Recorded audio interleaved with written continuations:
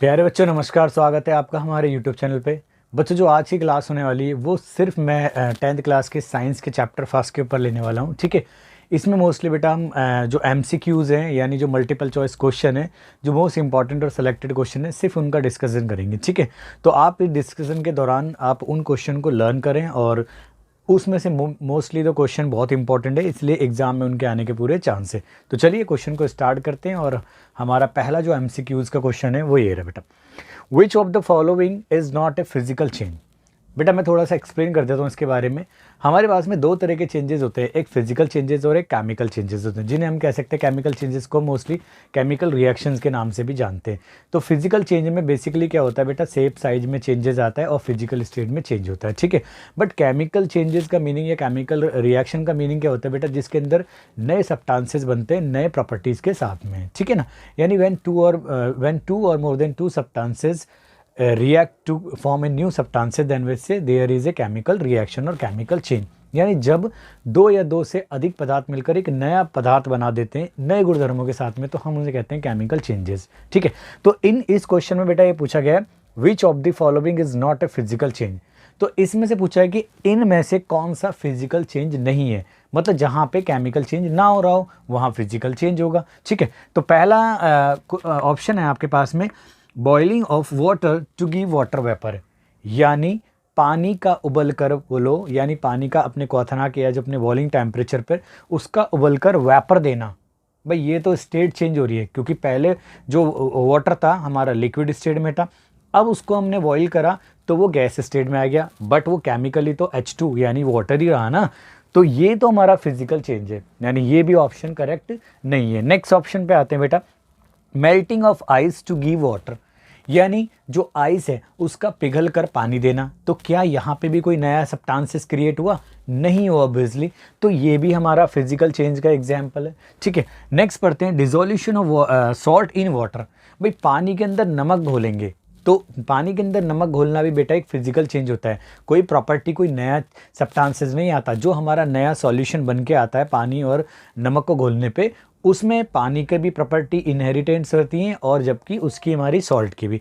तो इसका मतलब ये भी फिजिकल चेंज है। नाउ हम बात करते हैं नेक्स्ट की, ऑप्शन डी की, combustion of liquefied petroleum gas, यानी जो एलपीजी गैस जो आपके घरों में प्रयोग होती है उसका जलना क्या केमिकल चेंज है? ऑब्वियसली, क्योंकि केमिकल चेंज क्यों है बेटा, क्योंकि जो एलपीजी होती है वो एक गैस होती है। ठीक है ना, और वो भी मतलब हमारे हाइड्रोकार्बन का एक मतलब सब्सटेंस होता है, जिसकी वजह से वो क्या होती है ऑक्सीजन के साथ में रिएक्ट करती है और एक नया पदार्थ बना देती है। तो इसका मतलब जब भी कहीं पे कंबशन होता है या बर्निंग होती है वहाँ ऑलवेज केमिकल चेंज होता है। तो ये हुआ आपका करेक्ट आंसर, यानी आप लिख सकते हैं बेटा इसका आंसर हुआ करेक्ट आंसर है इसका डी, यानी कंबशन ऑफ एलपीजी। ठीक है बेटा, तो आई होप आप इस क्वेश्चन को लर्न करें। तो चलिए बेटा नेक्स्ट क्वेश्चन की तरफ चलते हैं, आप इसे नोट कीजिए इतने। ठीक है,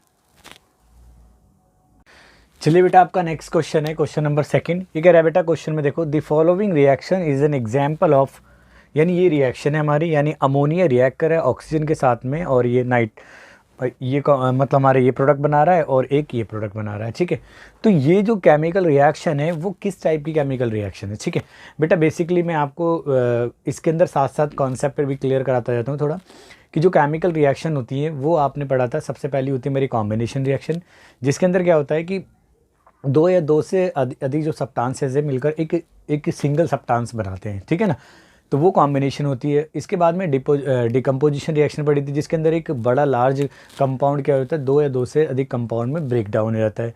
फिर हमने क्या पढ़ा था बेटा, डिस्प्लेसमेंट रिएक्शन पड़ी थी, जिसके अंदर एक हाईली रिएक्टिव सब्सटेंसेस अपने से लो रिएक्टिव सब्सटेंसेस को रिमूव कर दे, मतलब उसको हटा देता है कंपाउंड में से और खुद अटैच हो जाता है। डबल डिस्प्लेसमेंट में एक्सचेंज भी होता है, मतलब एक दूसरे के प्लेस पे आ जाते हैं।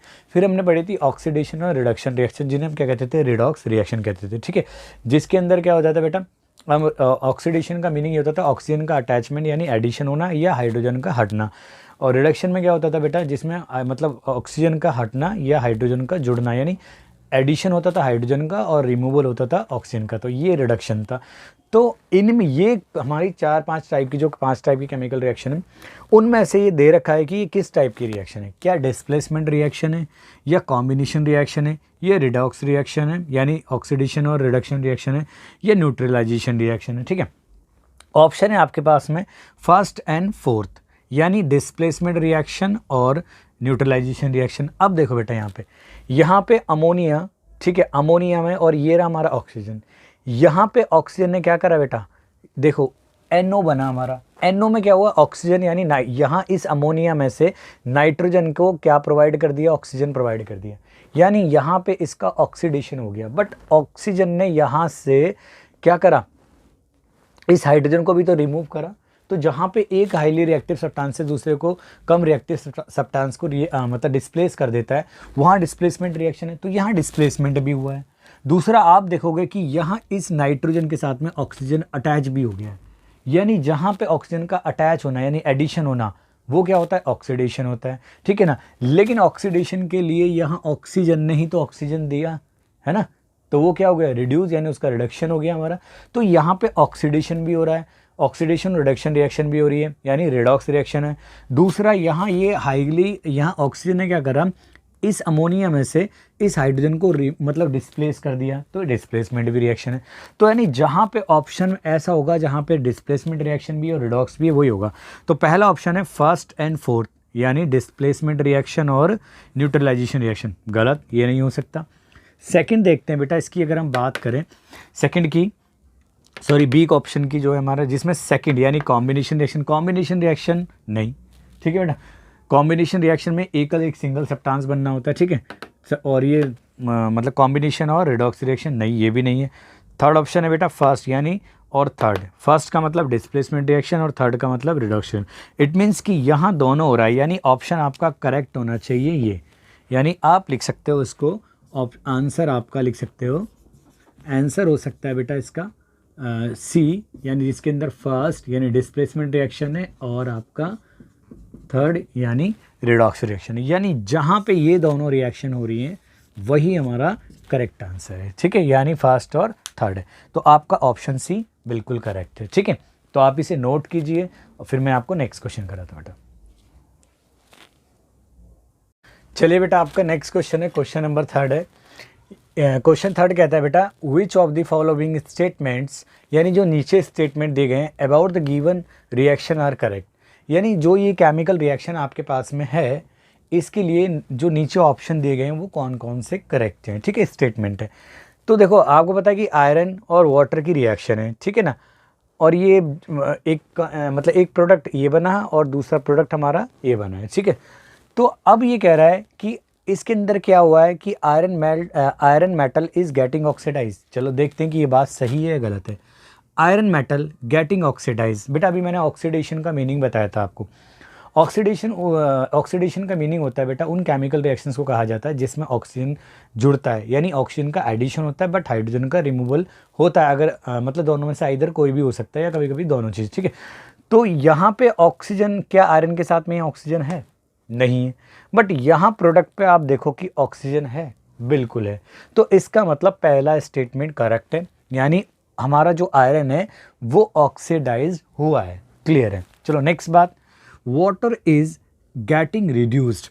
वाटर ये रहा बेटा हमारा, है ना, ये रिड्यूस हुआ है। रिड्यूस होने का मतलब होता है जिसका रिडक्शन हुआ है, यानी जिस सब्सटेंसेस ने मतलब जिससे ऑक्सीजन हट गया है। क्या यहाँ पे देखें हम, यहाँ हाइड्रोजन अकेला बचा है, यहाँ पहले ऑक्सीजन था इसके साथ में, यानी यहाँ से हाइड्रोजन रिमूव हो गया है। तो इसका मतलब है कि वाटर का रिडक्शन हुआ है ना। अच्छा एक बात ध्यान रखना बेटा, जिसका ऑक्सीडेशन होता है वो रिड्यूसिंग एजेंट की तरह वर्क करता है, क्योंकि ऑक्सीडेशन, जिसका ऑक्सीडेशन हुआ वो रिड्यूसिंग एजेंट की तरह वर्क कर रहा है, और जिसका रिडक्शन हुआ है वो ऑक्सीडाइजिंग एजेंट के लिए। इसका मतलब पता क्या हुआ, क्योंकि जिस सब्सटेंसेस ने क्या करा, अपना ऑक्सीजन दे दिया, यानी दूसरे को तो उसने ऑक्सीडाइज कर दिया, इसका मतलब वो ऑक्सीडाइजिंग एजेंट है, बट उसका खुद का रिडक्शन हो गया। सिमिलरली जिस सब्सटेंसेस का क्या होता है, जिस सब्सटेंसेस से ऑक्सीजन जुड़ता है, इसका मतलब उसने दूसरे सब्सटेंसेस से ऑक्सीजन को हटाया है, तो इसका मतलब वो तो उसका तो ऑक्सीडेशन हुआ, बट उसने क्या करा, दूसरे को तो रिड्यूस करा है, तो वो रिड्यूसिंग एजेंट की तरह काम करता है। तो बड़ा इसको क्लियरली याद करना, जिस सब्सटेंस का हमारा ऑक्सीडेशन होता है वो ऑक्सीडाइजिंग एजेंट नहीं, रिड्यूसिंग एजेंट की तरह काम करता है, जबकि जिस सब्सटेंसेस का हमारा रिडक्शन होता है वो रिड्यूसिंग एजेंट नहीं, वो ऑक्सीडाइजिंग एजेंट की तरह काम करता है। क्लियर है? तो यहाँ पे वाटर इज गेटिंग रिड्यूस्ड, बिल्कुल, क्योंकि इधर पहले ऑक्सीजन था और यहाँ जाके ऑक्सीजन रिमूव हो गया, यानी दोनों स्टेटमेंट करेक्ट है। चलिए नेक्स्ट स्टेटमेंट पे जाते हैं। Water is acting as a reducing agent, water reducing agent की तरह काम कर रहा है। रिड्यूसिंग एजेंट वो होता है जो क्या करे, जिसका क्या हो जाता है बेटा, जो क्या प्रोवाइड कर दे, यहाँ पे तो खुद जो वाटर है उस पे से खुद ऑक्सीजन हटाए, यानी ये इसका रिडक्शन हुआ है, और जिसका रिडक्शन होता है वो ऑक्सीडाइजिंग एजेंट की तरह काम करता है। लेकिन यहाँ पे क्या पूछ रहा है, water is acting as a reducing agent, इसका मतलब ये बात तो सरासर गलत है, क्योंकि भाई जिसने अपना ऑक्सीजन हटाया है, यानी उसने अपना ऑक्सीजन हटाया, उसका हुआ रिडक्शन, और रिडक्शन जिसका होता है वो ऑक्सीडाइजिंग एजेंट है, यानी यहाँ पे ये स्टेटमेंट गलत है। Third, water is acting as a oxidising agent, बिल्कुल करेक्ट है, यानी ये भी करेक्ट, ये भी करेक्ट, ये भी करेक्ट। अब आप ऐसा ऑप्शन ढूंढो जहाँ पे तीनों बातें मिल रही हो, यानी फर्स्ट भी सही हो, सेकंड भी सही हो, और फोर्थ भी सही हो। पहले में फर्स्ट, सेकंड, थर्ड है नहीं, थर्ड ये तो है ही नहीं। सी में फर्स्ट, सेकंड एंड फोर्थ, बिल्कुल सही, ये ऑप्शन हमारा करेक्ट है हमारा। ठीक है बेटा, तो आप लिख सकते हो, आंसर लिख सकते हो बेटा इसका ऑप्शन सी। ठीक है ना, यानी फर्स्ट बात भी सही है, सेकंड भी सही है, एंड फोर्थ भी सही है। ठीक है बेटा, तो आई होप आपको क्वेश्चन समझ में आएगा, आप इसको नोट कीजिए और प्रिपेयर कीजिए क्वेश्चन को। ठीक है ना, चलिए बेटा नेक्स्ट क्वेश्चन पढ़ा। चलिए बेटा नेक्स्ट क्वेश्चन है आपका question number 4, which of the following are exothermic reaction. ये क्वेश्चन बेटा काफ़ी सारी आपको नॉलेज भी देगा और बहुत सारी बातें आप इसके बारे में जानकर वो करोगे कि और भी इससे मल्टीपल चॉइस क्वेश्चन बना सकते हैं। ये अपना आप में बहुत पावरफुल क्वेश्चन समझो। ठीक है, कह रहे कि which of the following are exothermic reaction. पहले तो आप बेटा एक्सोथर्मिक रिएक्शन और एंडोथर्मिक रिएक्शन के बारे में सुन लो। एक्सोथर्मिक रिएक्शन उन रिएक्शन को कहा जाता है जिसमें जब सब्सटेंस रिएक्ट करते हैं, रिएक्ट करने के बाद में जब प्रोडक्ट की फॉर्मेशन होती है, उसके साथ में inner most amount of heat energy release होती है, यानी ऊर्जा का प्रोडक्शन होता है, एनर्जी रिलीज़ होती है। तो ऐसी रिएक्शन को हम एक्सोथर्मिक रिएक्शन कहते हैं, हिंदी में उसमें छेपी वगैरह कहते हैं। ठीक है ना। दूसरी रिएक्शन क्या होती है बेटा कि एंडोथर्मिक रिएक्शन वो रिएक्शन होती है जिसमें हमें किसी रिएक्टेंट्स को ब्रेक करने के लिए, यानी या कोई जिसमें रिएक्टेंट को ब्रेक करने के लिए हमें हीट एनर्जी प्रोवाइड करनी पड़ती है बाहर से, चाहे वो हम हीट की फॉर्म में प्रोवाइड करें, चाहे हम इलेक्ट्रिसिटी की फॉर्म में, या फिर हम सनलाइट यानी एक तरीके से लाइट की फॉर्म में एनर्जी को प्रोवाइड करें, तो उन्हें कहते हैं एंडोथर्मिक रिएक्शन, यानी जहाँ पे एनर्जी एब्जॉर्ब होती है किसी केमिकल रिएक्शन को कराने के लिए। ठीक है, तो ये तो रहा एक्सोथर्मिक और एंडोथर्मिक रिएक्शन का सवाल। तो इसमें बोल रखा है कि इनमें से कौन सी रिएक्शन एक्सोथर्मिक है, यानी जहाँ पे एनर्जी रिलीज होगी। ठीक है, तो रिएक्शन वाटर विथ क्विकलाइम, यानी ये तो बेटा इतनी पॉपुलर रिएक्शन है, ये अगर आप घरों में भी अगर आप पेरेंट्स से पूछोगे तो वो भी मेरे ख्याल से इस बात को जानते होंगे। ठीक है, क्विकलाइम का मतलब होता है बेटा, ठीक है ना, बुझा हुआ चूना जिसे कहते हैं हम एक तरीके से। ठीक है, तो क्विकलाइम का फॉर्मूला होता है बेटा, ये होता है CaO। ठीक है, ये सॉलिड स्टेट में मिलता है। ठीक है, मार्केट में पहले इसका सफ़ेदी के लिए प्रयोग होता था, घर में हम इसे वाटर में मिलाते हैं। ठीक है, लिक्विड फॉर्म में, तो ये बनता है बेटा हमारा CaOH2। ठीक है, ये एक्वस फॉर्म में बनता है, जलीय फॉर्म में बनता है, इसे हम कैल्शियम हाइड्रोक्साइड कहते हैं। ये बिना मतलब हमारा क्विकलाइम हो गया हमारा। ठीक है, क्विकलाइम हो गया। ठीक है बेटा, ये आपका वाटर हो गया, ये हो गया स्लेक लाइम हो गया। ठीक है, स्लेक लाइम हो गया, तो हम इसी का प्रयोग करते हैं सफ़ेदी के लिए, है ना। तो कह रहा है, और लेकिन इस रिएक्शन के दौरान जब पहले तो आज के टाइम में तो बनी बनी पैकेट्स मिलते हैं डिस्टेम्पर वगैरह के, लेकिन पहले ऐसा होता था बेटा कि मार्केट से सफ़ेदी लानी पड़ती थी, और उस सफ़ेदी को हमें पानी में घोलना पड़ता था, जिससे जब वो पानी में घुलती थी ना काफ़ी बुलबुले निकलते थे और काफ़ी हीट हो जाती थी, यानी यहाँ पे हीट का प्रोडक्शन होता है। ठीक है ना, यानी ये तो डेफिनेटली एक हमारी एक्सोथर्मिक केमिकल रिएक्शन है। नेक्स्ट आते हैं dilution of N acid. Acid के डाइल्यूशन की बात करें, जब एसिड को हम क्या करते हैं बेटा, पतला करते हैं। ठीक है ना, जब पतला करते हैं या एसिड, ठीक है ना, तो जब उसके अंदर पतला करते हैं तब भी हमारी बहुत inner most amount of heat energy release होती है। तो इसका मतलब ये भी हमारी डाइल्यूशन करना किसी एसिड को, है ना, तो ये भी एक कैसी केमिकल रिएक्शन है बेटा, ये भी एक्सोथर्मिक रिएक्शन है। इवेपोरेशन ऑफ वाटर, वही वाटर का भाप, मतलब जो इवेपोरेशन ऑफ वाटर मतलब वो जो पानी है उसका भाप बनना, है ना, यानी चाहे सनलाइट से वगैरह, तो इसमें तो एनर्जी एब्जॉर्ब हो रही है, तो डेफिनेटली ये तो नहीं है, ये तो हमारी एक्सोथर्मिक रिएक्शन नहीं है। सब्लिमेशन ऑफ कैम्फर, है ना, कैम्फर का क्रिस्टल के अंदर वो सब्लिमेशन होना, तो इस केस में भी ये भी नहीं है हमारी, ठीक है ना, सब्लिमेशन प्रोसेस भी ये वाली भी नहीं है। तो इसका मतलब ये दोनों डेफिनेटली क्या हुई, ये दोनों हुई हमारी एक्सोथर्मिक रिएक्शन, यानी जहाँ पे ऐसा ऑप्शन है जहाँ पे फर्स्ट और सेकंड है, ये तो ऑप्शन सॉरी, ये तो ऑप्शन ए में ही है बेटा, ठीक है, ऑप्शन ए ही इसका करेक्ट आंसर है। लेकिन बात यहाँ पे नहीं है, मेरे को कुछ और बातें ही बतानी थी बेटा।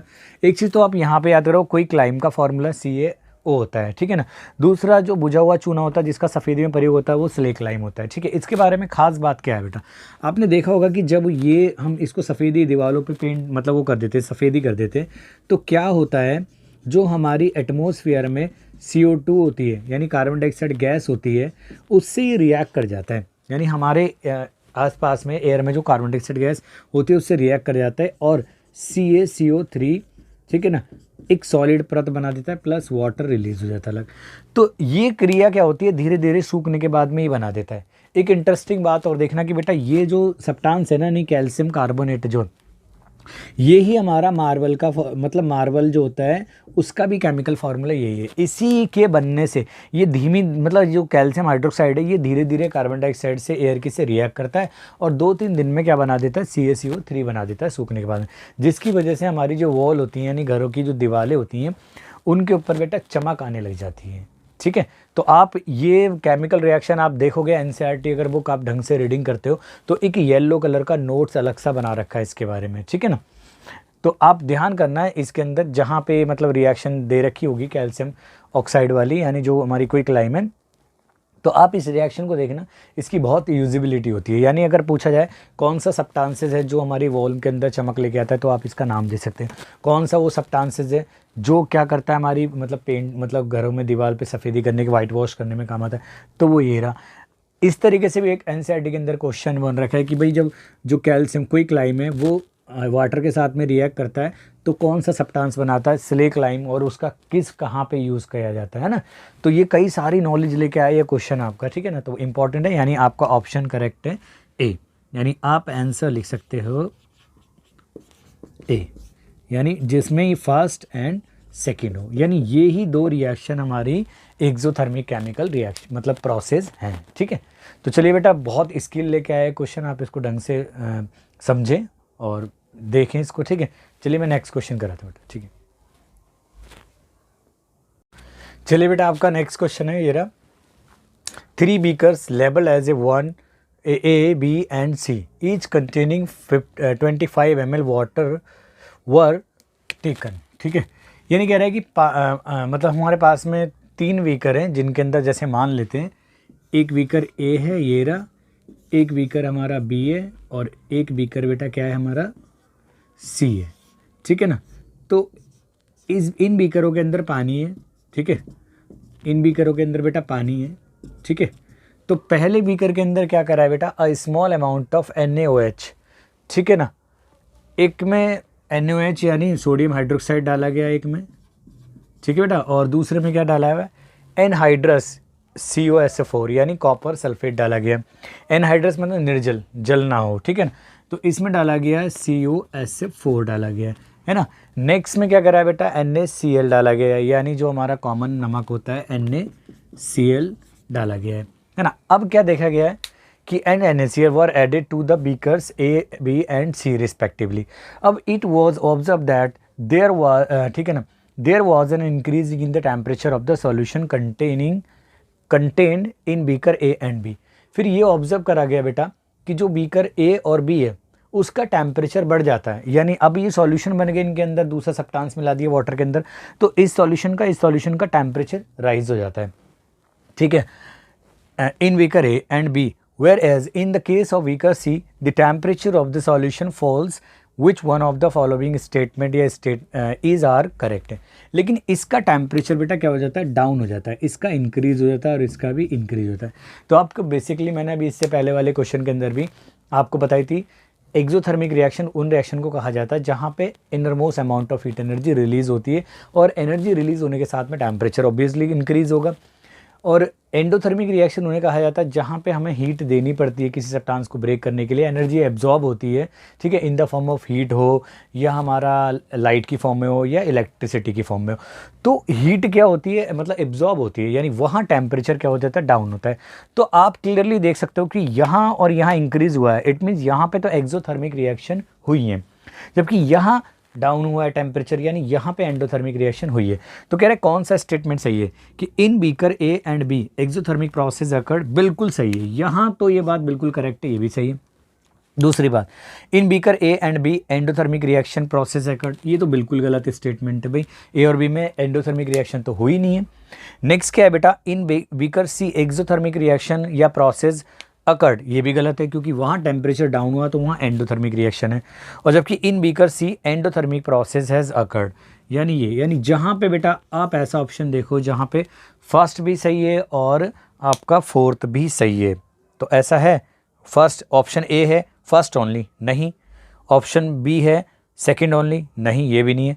ऑप्शन सी है आपका फर्स्ट एंड फोर्थ, देखो बेटा फर्स्ट भी करेक्ट था और फोर्थ भी, यानी ये आपका करेक्ट आंसर क्या हुआ बेटा, करेक्ट आंसर हुआ आपका ऑप्शन सी, जहाँ पे फर्स्ट एंड आपका फोर्थ है। यानी इस ऑब्वियसली भाई जहाँ टेम्परेचर, आप इसको थोड़ा एक नोट भी कर लेना, जहाँ टेम्परेचर राइज होना है तो वहाँ अगर एक्सोथर्मिक या एंडोथर्मिक रिएक्शन पूछी जाए तो एक्सोथर्मिक रिएक्शन है। जहाँ टेम्परेचर फॉल होता है यानी डाउन होता है, वहाँ पे हमारी एंडोथर्मिक रिएक्शन होती है, ठीक है, यानी प्रोसेस होती है, ठीक है।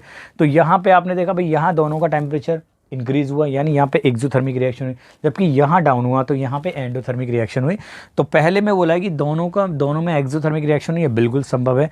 और लास्ट ऑप्शन है इसका जो फोर्थ स्टेटमेंट है कि इन बीकर सी में कौन सी प्रोसेस हुई है, एंडोथर्मिक। तो जहाँ पे ये बेटा फर्स्ट और फोर्थ हो ऑप्शन, तो वो हमारा ऑप्शन है सी, तो यही करेक्ट है हमारा, ठीक है। तो बेटा नोट कीजिए इसे, ठीक है। चलिए बेटा आपका नेक्स्ट क्वेश्चन है, क्वेश्चन नंबर 6 है। ये कह रहे बेटा a dilute ferrous sulphate solution was gradually added to the beaker containing acidified permanganate solution. देखो बेटा फेरस सल्फेट होता है हमारा Fe, ये फार्मूला दे रखा है इसका, FeSO4 फेरस सल्फेट होता है, और हमारा जो परमैंगनेट होता है वो KMnO4 होता है, ठीक है, इसका केमिकल फार्मूला है। तो क्या कराया जा रहा है, एक dilute ferrous sulphate solution was gradually added करा जा रहा है एक बीकर जिसके अंदर पहले से ही एसिडेड परमैंगनेट सॉल्यूशन है, उसके अंदर डाला जाता है ना।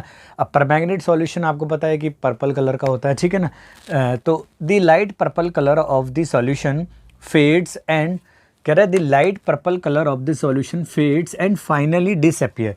तो जो लाइट कलर का जो पर्पल कलर है वो धीरे धीरे फेड होने लगता है और फाइनली वो डिसअपियर, मतलब बिल्कुल पूरी तरीके से कलर ख़त्म हो जाता है, यानी रंगहीन हो जाता है, जो भी है, ठीक है। Which of the following is the correct explanation for the observation. तो इस ऑब्जर्वेशन यानी जो कलर डिसअपियर हुआ, इसकी करेक्ट एक्सप्लेनेशन क्या है। तो आपके ऑप्शन दिए बेटा, KMnO4 यानी जो पोटेशियम परमैंगनेट है ये ऑक्सीडाइजिंग एजेंट की तरह काम कर रहा है और ये ऑक्सीडाइज कर देता है FeSO4। वैसे बेटा इसका करेक्ट एक्सप्लेनेशन यही है, ठीक है ना, मेरे तरफ से यही करेक्ट एक्सप्लेनेशन है, क्योंकि देखो जो KMnO4 है इसके अंदर ऑक्सीजन कंटेन करता है, ठीक है ना। अब जैसे जैसे हमने इसको फेरस सल्फेट सॉल्यूशन मतलब डाला इसके अंदर, तो ये क्या होता है बेटा, मतलब क्या कर देता है, ये अपना आप को तो रिड्यूस करता है और उसको क्या कर देता है, ऑक्सीडाइज कर देता है ना। वो ऑक्सीडाइज हो जाता है, तो उसको ऑक्सीडाइज करेगा जिसकी वजह से धीरे धीरे इसके कलर यानी इसकी जो इनहेरिटेंस आइडेंटिटी प्रॉपर्टीज़ है वो जिसकी वजह से कलर था वो धीरे धीरे ख़त्म होने लगेगी और वो क्या हो जाएगा, पूरा कलर डिसअपियर हो जाएगा। तो जब ऑप्शन में पहला मिल गया तो मे बी हमें जाने की ज़रूरत नहीं है। तो इसका करेक्ट आंसर बेटा यही है कि permanganate is an oxidising agent है, ठीक है ना, इट ऑक्सीडाइजेज FeSO4, ठीक है। तो इसमें तो खैर कुछ नहीं था, ये तो डायरेक्ट ही कई जगह आपको क्वेश्चन, ये तो कॉमन क्वेश्चन है, कहीं भी मिल जाएगा कि भाई पोटेशियम परमैंगनेट का कलर क्यों चेंज होता है, जब ये, क्योंकि ये क्या करता है, ऑक्सीडाइज कर देता है दूसरे सब्सटेंस को, ठीक है। तो खैर ये तो आपको मिल जाएगा, कॉमन क्वेश्चन है, इसमें कोई ज़्यादा एक्सप्लेनेशन देने की जरूरत नहीं है, तो नोट कीजिए फिर भी बेटा, काम का क्वेश्चन है। चलो बेटा आपका नेक्स्ट क्वेश्चन है, क्वेश्चन नंबर 7 है, ठीक है। कह रहे विच ऑफ द फॉलोइंग इज या आर डबल डिस्प्लेसमेंट रिएक्शन, ठीक है। तो जो नीचे दी गई केमिकल रिएक्शन है, इनमें से कौन सी डबल डिस्प्लेसमेंट रिएक्शन है, ठीक है। तो डबल डिस्प्लेसमेंट रिएक्शन चलो देखते हैं कौन सी है बेटा, ठीक है। हाँ चलो, फर्स्ट है, सेकंड है, थर्ड है या फोर्थ है, ठीक है। कुछ पीछे बैठे हुए भाई सब तो हमारे कह रहे हैं कि भाई जो सर हमें कुछ नहीं पता, तो ये तो पता है कि ये कॉम्बिनेशन रिएक्शन है, ऑब्वियसली ये तो कॉम्बिनेशन रिएक्शन है ये, ठीक है। लेकिन हमें ढूंढनी है बेटा डबल डिस्प्लेसमेंट रिएक्शन, ठीक है, जहाँ पे क्या होता है कि दो एलिमेंट्स को या दो सब्सटेंसेस आपस में एक्सचेंज हो जाते हैं, ठीक है ना, मतलब वही रिएक्टिविटी सीरीज के अकॉर्डिंग चेंज हो जाते हैं। तो यहाँ देखते हैं हम Pb प्लस CuCl2, यहाँ पे एक सिंगल डिस्प्लेसमेंट हो रहा है बेटा, यहाँ से Pb ने क्या करा, यहाँ से कॉपर को डिस्प्लेस कर दिया और खुद अटैच कर गया, तो ये तो रही बेटा सिंगल डिस्प्लेसमेंट रिएक्शन है, ठीक है ना, इसे तो कह सकते हैं हम सिंगल डिस्प्लेसमेंट रिएक्शन है ना। दूसरी क्या है हमारी बेटा, Na2, ठीक है ना, SO4 BaCl2 और यहाँ बना BaSO4। यहाँ देखो बेटा, यहाँ देखो, ये मिल गया हमारा जो काम की चीज़ थी मिल गई। यहाँ देखो एक्सचेंज क्या हुआ है, इधर देखिए बेटा, जहाँ Ba था उसके साथ में मतलब Cl2 अटैच था, और जबकि Na2 के साथ में SO4 अटैच था। यहाँ जाके देखा हमने एक्सचेंज हो गया दोनों का, ऐसी यहाँ पे SO4 था इसके साथ में, जबकि यहाँ आके क्लोरीन अटैच हो गया सोडियम के साथ में, यानी यहाँ पे डबल डिस्प्लेसमेंट रिएक्शन हुई है। भाई यहाँ तो कॉम्बिनेशन है, और यहाँ कौन सी रिएक्शन हो रही है बेटा, इसके अंदर कोई एक्सचेंज नहीं हो रहा, सिर्फ सिंगल अटैचमेंट हो रहा है कार्बन के साथ में इस ऑक्सीजन का, ठीक है। तो यहाँ पे तो है नहीं, यानी जहाँ पे हमें सिर्फ एक ओनली ये ऑप्शन मिले, ऐसा ऑप्शन में देखते हैं हैगा बेटा फर्स्ट एंड फोर्थ, नहीं बेटा सेकंड ओनली, हाँ ये ऑप्शन बिल्कुल करेक्ट है। यानी हम कह सकते हैं जो आंसर है बेटा इसका आंसर बी, यानी सिर्फ सेकंड जहाँ पे सेकंड ओनली मतलब सिर्फ ये ही एक केमिकल रिएक्शन ऐसी है जहाँ पे डबल डिस्प्लेसमेंट हुआ है, यानी यहाँ पे क्या हुआ बेटा डबल डिस्प्लेसमेंट, यानी एक तरीके से एक्सचेंज हो गया, ठीक है। तो ये ही हमारी द्विविस्थापन अभिक्रिया है, ठीक है। अच्छा क्वेश्चन है, इस तरह के क्वेश्चन बेटा एग्जाम में पूछे जा सकते हैं, चाहे रिएक्शन अलग हो, लेकिन आप नॉर्मली देख के कि भाई दोनों एक्सचेंज होते हैं, डबल डिस्प्लेसमेंट, सिंगल रिप्लेसमेंट हो रही है, दूसरा एक हाईली मतलब रिएक्टिव सब्सटेंस या एलिमेंट जो दूसरे को हटा रहा है सिर्फ सिंगल में, तो वो डिस्प्लेसमेंट रिएक्शन। जहाँ पे दो या दो से ज़्यादा मिलकर एकल यानी सिंगल बना रहे हैं वो कॉम्बिनेशन होती है। जहाँ एक बड़ा कंपाउंड ब्रेक हो जाता है दो या दो से अधिक सब्सटेंसेस में, वहाँ आपको पता है डिकम्पोजिशन होती है ना। रिडॉक्स रिएक्शन का अपना अलग फंडा है, जहाँ पे हमारा ऑक्सीडेशन और रिडक्शन दोनों प्रोसेस होती हैं, ठीक है। तो यहाँ पे बेटा क्लियरली ऑप्शन हमारा ये मतलब ये है बी ओनली है, ठीक है। चलिए नोट कीजिए इसे। चलिए बेटा आपका नेक्स्ट क्वेश्चन है, क्वेश्चन नंबर 8। ये कह रहा है which among the following statement या स्टेटमेंट्स इज या आर ट्रू, ठीक है ना, कौन सा स्टेटमेंट ट्रू है। कह रहा है एक्सपोजर ऑफ सिल्वर क्लोराइड, यानी सिल्वर क्लोराइड को to sunlight for a long duration turn grey due to. अगर हम सिल्वर क्लोराइड सब्सटेंस को अगर हम सनलाइट में एक्सपोज करें, यानी सनलाइट में ज़्यादा समय तक रखें, तो वो ग्रे कलर हो जाता है उसका, ठीक है ना। तो इसका क्या रीजन है, formation of silver by decomposition of the silver chloride, या सब्लिमेशन ऑफ सिल्वर क्लोराइड है, या decomposition of decomposition of chlorine gas, ठीक है ना, फ्रॉम सिल्वर क्लोराइड से, या ऑक्सीडेशन ऑफ सिल्वर क्लोराइड। तो बेटा मैं पहले इसकी केमिकल रिएक्शन बता देता हूँ। इसकी केमिकल रिएक्शन है बेटा, ये है AgCl, ठीक है, ये सॉलिड स्टेट में लिख देता हूँ मैं इसे, ठीक है, ताकि आपको इन्फॉर्मेशन और मिले। सॉलिड स्टेट में होती है, तो ये फॉर्म करता है हमारा सिल्वर और plus chlorine gas C state में, ठीक है। अगर हम इसे बैलेंस करें, क्लोरीन के दो, यहाँ क्लोरीन का एक है तो दो, लेकिन यहाँ सिल्वर का क्या हो गया बेटा दो हो गए, तो यहाँ बैलेंस कर देते हैं इसे भी, ठीक है। सिमिलरली एक ही केमिकल रिएक्शन ऐसी भी है बेटा सिल्वर ब्रोमाइड की, ठीक है ना, तो ये भी उसमें होता है सॉलिड स्टेट में, और इसका भी जब हम यहाँ सनलाइट यूज़ करते हैं, ठीक है बेटा, जैसे यहाँ सनलाइट हमने यूज़ करा, ठीक है, तो ये भी किस में कन्वर्ट हो जाता है बेटा Ag सॉलिड स्टेट में प्लस आपका Br2 गैस में, ठीक है।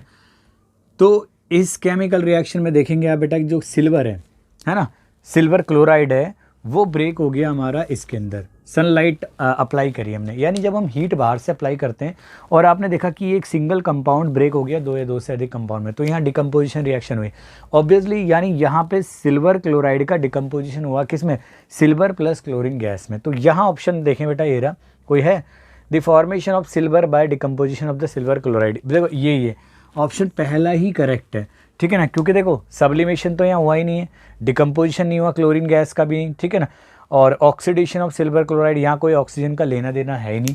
तो ऑप्शन आपका क्या है बेटा, ऑप्शन पहला ही सही है इसका मतलब, यानी आपका आंसर जो है वो पहला ही ऑप्शन सही है, यानी आंसर आपका ए है, यानी फर्स्ट ओनली, ठीक है।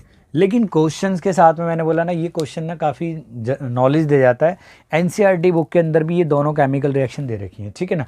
इसमें रीज़न ये है कि जब सिल्वर क्लोराइड को हम एक्सपोज करते हैं सनलाइट में, तो उसका जो कलर है, जो शाइनिंग कलर है ना, वो कन्वर्ट हो जाता है हमारा ग्रे कलर के अंदर हो जाता है। तो उसका रीज़न यही है, डिकम्पोजिशन रिएक्शन हो जाती है, क्योंकि सिल्वर क्लोराइड जो है वो ब्रेक हो जाता है सिल्वर में, प्लस क्लोरीन गैस रिमूव हो जाती है, ठीक है। अब दूसरी ये कि जो सिल्वर ब्रोमाइड है, ठीक है ना, ये इसको भी सनलाइट के अंदर एक्सपोज करते हैं, तो ये भी हमारा सिल्वर प्लस ब्रोमीन गैस के रूप में वो निकल जाता है। इस केमिकल रिएक्शन का यूज़ बेटा, एक और क्वेश्चन अगर आपसे बन के जाए, ठीक है ना, ब्लैक एंड वाइट बोला जाता है बेटा से, ब्लैक एंड वाइट, ठीक है ना, ब्लैक एंड वाइट फोटोग्राफी में यूज़ होता है, फोटोग्राफी में, यानी इसी केमिकल रिएक्शन का प्रयोग किया जाता है ब्लैक वाइट फोटोग्राफी में, ठीक है ना, या हम कह सकते हैं एक तरीके से ब्लैक एंड वाइट फोटोग्राफी में, फोटोग्राफी। तो ये आप ध्यान रखना बेटा, इसका भी बड़ा इंपॉर्टेंस है लाइफ के अंदर, तो क्योंकि ये दोनों रिएक्शन लगभग एक जैसी ही हैं, ठीक है ना, तो उसका भी कारण क्या है, हम इसका यूज़ करते हैं क्योंकि वो भी सिंगल केस में ब्रेक हो गया हमारा, मतलब हमारा सिल्वर अलग हो गया और ब्रोमीन गैस अलग हो गई, ठीक है। तो तो करेक्ट आंसर क्या हुआ बेटा, इसका करेक्ट आंसर हुआ ऑप्शन ए ओनली, यानी यहाँ हमारा सिल्वर क्लोराइड जो है उसका डिकम्पोजिशन हो गया किसके अंदर, सिल्वर के अंदर और प्लस क्लोरीन गैस के अंदर, ठीक है। और अगर आपसे पूछा जाए कौन सी ऐसी केमिकल रिएक्शन है जिसका ब्लैक एंड वाइट फोटोग्राफिक में प्रयोग करा जाता है, तो आप बता सकते हो सिल्वर ब्रोमाइड का, ठीक है ना। तो चलिए बेटा, काफ़ी अच्छा क्वेश्चन था, आप नोट कीजिए इसे, ठीक है। चलिए बेटा, आपका नेक्स्ट क्वेश्चन है क्वेश्चन नंबर 9। कहते हैं बेटा, solid calcium oxide react vigorously with water to form calcium hydroxide accompanied by liberation of heat. यानी कह रहा है कि जो हमारा कैल्शियम ऑक्साइड है, यानी कैल्शियम ऑक्साइड आपको पता है बेटा CaO कहते हैं, जो सॉलिड फॉर्म में होता है, ये रिएक्ट करता है बेटा वाटर से, यानी जो लिक्विड फॉर्म में। तो ये क्या फॉर्म कर रहा है बेटा, ये फॉर्म कर रहा है, ठीक है ना, कैल्शियम हाइड्रोक्साइड फॉर्म कर रहा है, यानी कैल्शियम हाइड्रोक्साइड होता है आपका Ca और आपका OH2, ठीक है, प्लस इसमें लॉट ऑफ हीट निकल रही है ना बेटा, हीट लिबरेट हो रही है। तो बेटा मैंने आपको पहले ही बताया था, जहाँ हीट निकलती है ऐसी रिएक्शंस को हम क्या कहते हैं बेटा, एक्सोथर्मिक रिएक्शन कहते हैं, है ना, ऊष्माक्षेपी रिएक्शन अभिक्रिया कहते हैं उन्हें, ठीक है, हिंदी में। तो ये एक पॉपुलर रिएक्शन भी है, आपको पता है, जिसे हम कहते हैं, इसे हम कहते हैं क्विक लाइम कहते हैं, बिना बुझा हुआ चूना भी कहते हैं जिससे, ठीक है। और ये होता है हमारा बेटा स्लेक लाइम होता है हमारा, ठीक है, यहीं लिख देता हूँ मैं, स्लेक लाइम होता है, ठीक है, ये हमारा स्लेक लाइम होता है ना, और प्लस हीट निकल रही है। तो इसके लिए, ठीक है ना, calcium hydroxide accompany by liberation of heat, this process is called slaking of lime, ठीक है ना, स्लेकिंग ऑफ लाइम, ये क्या कहलाती है बेटा, स्लेकिंग ऑफ लाइम, यानी जो बिना बुझा चूना है उसका बुझे चूने में बदलना कहलाता है, ठीक है, ठीक है ना। Calcium hydroxide dissolve in water, calcium hydroxide को अगर हम डिजोल्व करते हैं वाटर में to form its solution called lime water, तो जो कैल्शियम हाइड्रोक्साइड, यानी ये जो बना है ना कैल्शियम हाइड्रोक्साइड, यानी CaOH2, इसे अगर हम पानी में डालते हैं तो जो पानी होता है वो चूने का पानी, यानी क्या कहलाता है बेटा, लाइम वाटर कहलाता है हमारा, ठीक है ना। ये लाइम वाटर लिखा हुआ बेटा, क्या कहलाता है, ये लाइम वाटर कहलाता है, ठीक है। Which among the following is or are true about the slaking of, ठीक है ना, lime and this solution form. तो इसमें से किस बात के लिए रिएक्शन है, ठीक है। आप देखो, एक बात तो हमें क्लियर है यहाँ पे कि यहाँ पे जो कैल्शियम हाइड्रोक्साइड बना है, ठीक है, मैं इसको थोड़ा सा ये रब कर देता हूँ, यहाँ लिख देता हूँ बेटा ताकि कन्फ्यूजन ना हो। ये है हमारा स्लेक लाइम, ठीक है। तो कैल्शियम हाइड्रोक्साइड बना तो और हीट निकली, तो बेसिकली ये तो आपको पता चल गया क्लियरली कि ये हमारी एक एक्सोथर्मिक रिएक्शन है। क्लियर है। तो पहला it is an endothermic reaction, बिल्कुल गलत। It is an exothermic reaction, ये ऑप्शन सही है, ठीक है ना। लेकिन आगे भी देखते हैं, the pH of the resulting solution will be more than 7। क्या रिजल्टिंग जो सॉल्यूशन अगर पानी में अगर हम डालें इसे तो उसका pH 7 से ज़्यादा होगा या कम होगा, ठीक है ना। तो the pH of the resulting solution will be less than 7 या 7 से लेस देन होगा। बेटा आपने एसिड और बेस वाले चैप्टर में पढ़ा था कि जो जिन सॉल्यूशंस की जो pH वैल्यू होती है वो 0 से लेकर 7 होती है वो एसिडिक होते हैं। एग्जैक्टली 7 वाला pH वाला न्यूट्रल सॉल्यूशन होता है, जबकि 7 से ग्रेटर देन जो होते हैं हमारे बेसिक नेचर के होते हैं। आपको एक बात और बता दूं, जो हमारे मेटल के हाइड्रोक्साइड होते हैं और जो ऑक्साइड होते हैं वो दोनों भी हमारे बेसिक नेचर होते हैं। इट मीन्स इनकी pH वैल्यू भी 7 से ग्रेटर देन होनी चाहिए, है ना। यहाँ पे भी मेटल, कैल्शियम मेटल है और उसका हाइड्रोक्साइड फॉर्म हो रहा है, ठीक है ना, और वही सॉल्यूशन यूज़ हो रहा है। इट मीन्स ये भी हमारा बेसिक नेचर का होना चाहिए। अगर बेसिक नेचर का है तो क्लियर कट है आपके सामने कि इसकी pH वैल्यू 7 से ग्रेटर देन होनी चाहिए। तो ऑप्शन यानी ये तो आपका पहली बात सही थी, यानी इट इज़ एन, सॉरी ये गलत थी, ये वाली वैल्यू आपकी बिल्कुल सही थी कि it is an exothermic reaction. यानी एक बात तो ये सही है जहाँ पे सेकंड ऑप्शन आ रहा हो, ठीक है ना। दूसरी बात, the pH value of the resulting solution will be less than 7, नहीं एसिडिक। और दूसरा जहाँ थर्ड, यानी जहाँ पे बेटा ये तीनों बातें दो, यानी जो सेकंड और थर्ड आ रहा हो उसी ऑप्शन को चूज़ करो। ए में क्या आ रहा है बेटा, फर्स्ट एंड सेकंड आ रहा है, नहीं ये भी गलत है, ठीक है। सेकंड और थर्ड, यानी ये ऑप्शन आपका बिल्कुल करेक्ट है, ठीक है। तो आपका ऑप्शन क्या हुआ बेटा, ऑप्शन हुआ, आंसर लिख सकते हैं आप, आंसर बी, यानी जिसमें सेकंड यानी वो क्या हो, एक्सोथर्मिक भी रिएक्शन है क्योंकि हीट इवॉल्व हो रही है, और दूसरा कि जो थर्ड है, थर्ड का मीनिंग क्या हो गया बेटा कि the pH value of resulting solution will be more than 7, ठीक है बेटा। तो इजी क्वेश्चन था, थोड़ा कॉन्सेप्चुलाइज होना पड़ेगा आपको भाई। जहाँ मैंने बताया था जहाँ हीट मतलब रिलीज हो, है ना, प्रोडक्ट फॉर्मेशन के साथ में, वहाँ आपकी एक्सोथर्मिक रिएक्शन। जहाँ पे हीट का यूज़ हो यानी एब्जॉर्ब हो या लग रही हो या हम बाहर से अप्लाई कर रहे हो, चाहे लाइट के थ्रू या हम हीट प्रोवाइड कर रहे हैं या इलेक्ट्रिसिटी के थ्रू प्रोवाइड करें, तो वहाँ पे क्या होता है बेटा, वहाँ एंडोथर्मिक रिएक्शन होती है। तो यहाँ एक्सोथर्मिक रिएक्शन भी है, ठीक है। प्लस क्योंकि हाइड्रोक्साइड जो होते हैं और ऑक्साइड होते हैं मेटल के, वो हमेशा बेसिक नेचर के होते हैं। तो यहाँ पे दोनों काम हो रहा है कि अगर बेसिक नेचर का है तो इसके pH वैल्यू 7 से ग्रेटर देन होगी, है ना, और दूसरा ये एक्सोथर्मिक रिएक्शन होगी। तो नहीं, option B is a correct answer. Clear बेटा। तो आप नोट कीजिए बेटा, मैं नेक्स्ट क्वेश्चन कराता हूँ आपको, ठीक है बेटा। नेक्स्ट क्वेश्चन है आपका क्वेश्चन नंबर 9, कह रहा barium chloride on reacting with ammonium sulphate. मैंने लिख दिया बेटा बेरियम क्लोराइड, ठीक है, रिएक्ट कर रहा है अमोनियम सल्फेट से, ठीक है ना, अमोनियम सल्फेट से फॉर्म बेरियम सल्फेट। ये रहा आपका बेरियम सल्फेट बना रहा है, ठीक है, एंड अमोनियम क्लोराइड बना रहा है और एक अमोनियम क्लोराइड का प्रोडक्ट बना रहा है। Which of the following correctly represent the type of the reaction involve. तो इनमें से कौन सा टाइप ऑफ रिएक्शन को इन्वॉल्व कर रहा है। बेटा आपको एक और बता दूं, एनसीईआरटी में इसका पैरेलल दे रखा है। वहाँ पे क्या आता था कि जो सोडियम सल्फेट होता था, ठीक है, सोडियम सल्फेट बेरियम क्लोराइड के साथ में रिएक्शन करता था और वहाँ पे भी बेरियम सल्फेट बनता था, ठीक है, SO4 और प्लस हमारा जो सॉल्ट है वो ये होता था, है ना। अगर हम बैलेंस करें इसे, जैसे कि 2 इधर नाइट्रोजन के कितने हैं, 2 है और इधर हमारे 1 है, तो यहाँ 2 है तो यहाँ मैंने क्या कर दिया 2 से मल्टीप्लाई, लेकिन यहाँ पे 2 8 और हाइड्रोजन के तो यहाँ 8 हो गए, यहाँ पे हाइड्रोजन के 4 दूनी 8, ठीक है। सिमिलरली यहाँ सोडियम के 2, यहाँ 1 है, ये बैलेंस करा, ठीक है। तो बैलेंस की तो छोड़ो, जो भी बात है, ये डबल डिस्प्लेसमेंट रिएक्शन में भी एनसीईआरटी में इसका एग्जाम्पल दे रखा है, आप बुक को देखना, ठीक है।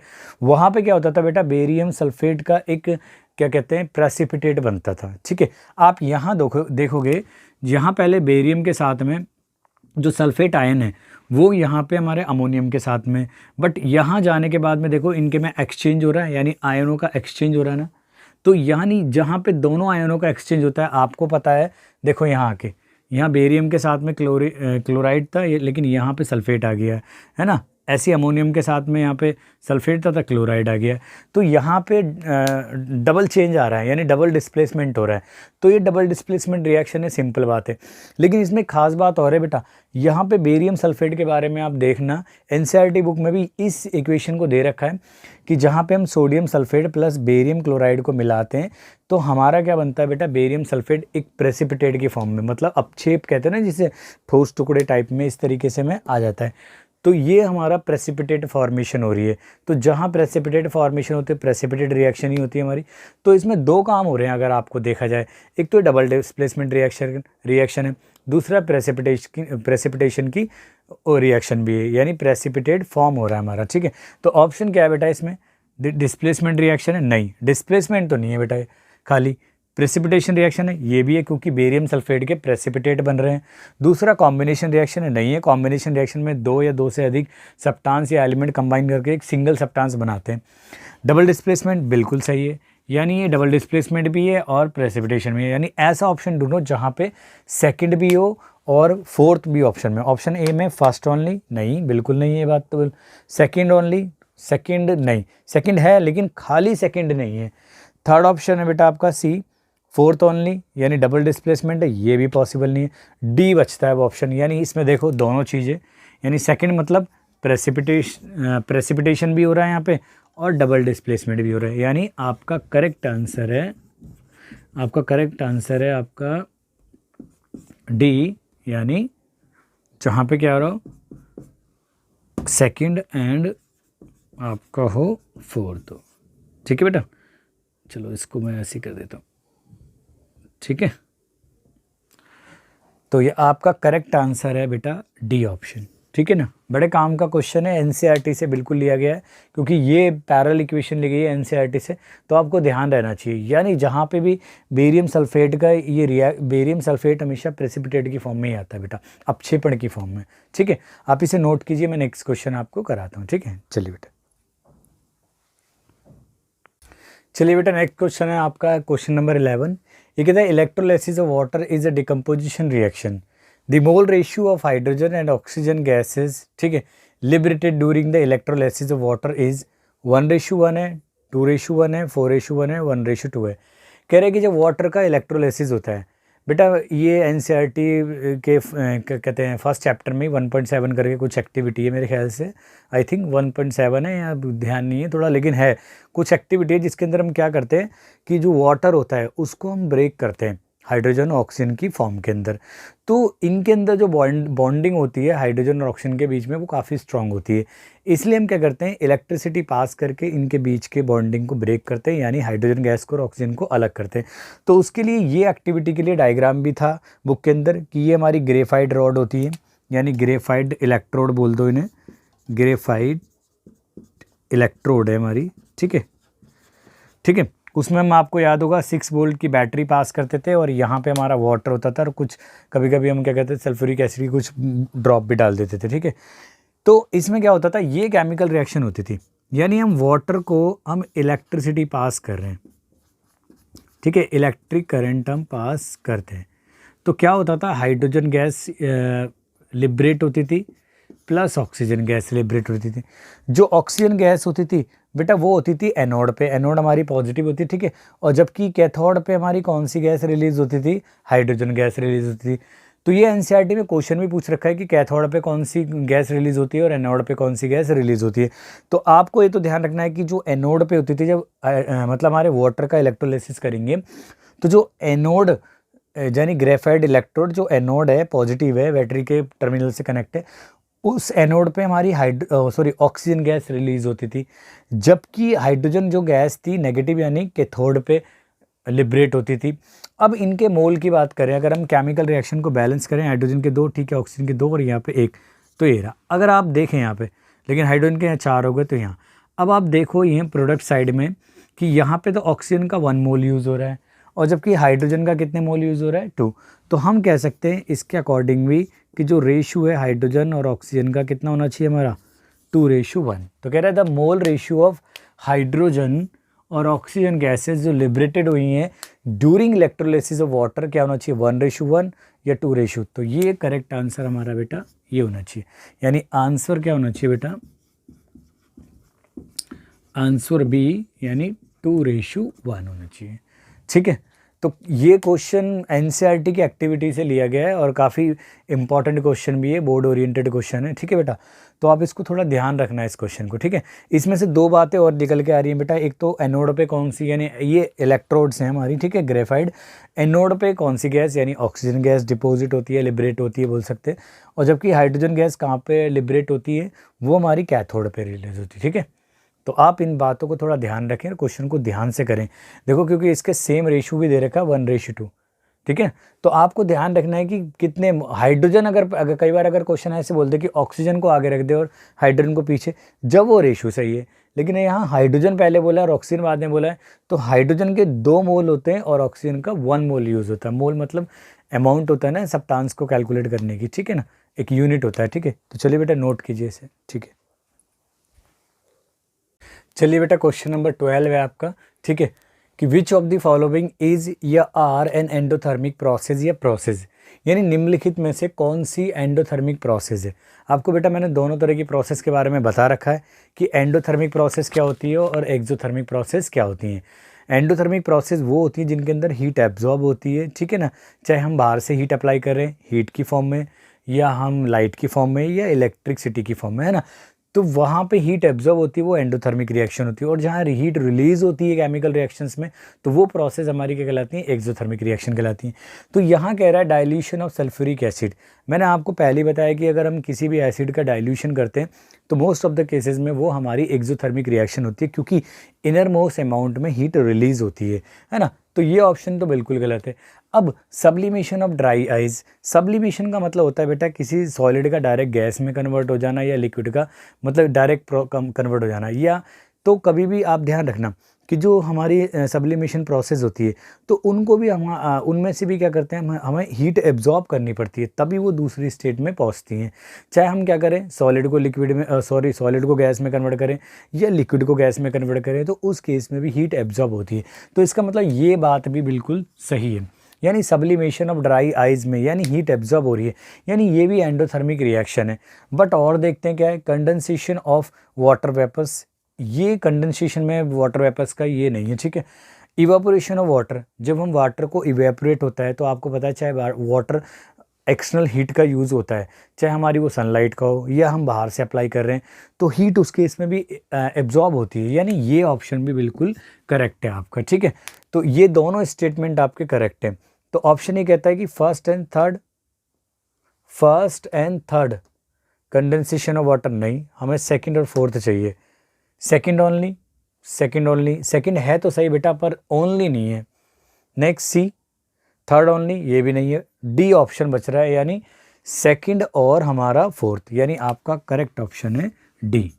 डी का मतलब है बेटा सेकंड एंड आपका फोर्थ, यानी ड्राई आइज का सब्लिमेशन ऑफ ड्राई आइज और हमारा इवेपोरेशन ऑफ वाटर, दोनों हमारे एंडोथर्मिक रिएक्शन के एग्जाम्पल्स है। ठीक है, चलिए बेटा नोट कीजिए, इसे काम का क्वेश्चन है। ठीक है,